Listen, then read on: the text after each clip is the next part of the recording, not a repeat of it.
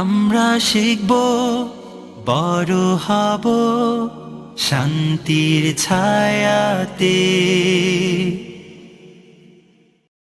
বাবা মানে বটের ছায়া, বুকটা জুড়ে আকুল মায়া।